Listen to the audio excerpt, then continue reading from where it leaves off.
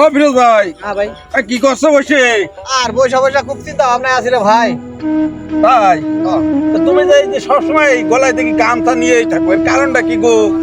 এর কারণ আসলে কি দাদু, মনে করেন যে এই গামছাটা মনে করেন যে আমার মায় আমার দিছিল।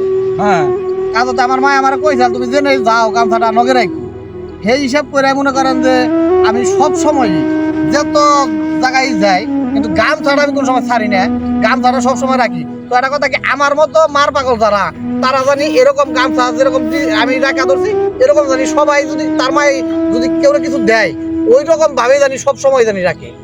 যাক, তারপরে যে তুমি সবসময় মার একটা স্মৃতি রেখে দিয়েছো, এর জন্য আমি মনে করি আসলে খুব একটা ভালো একটা কাজ করছো ভাই।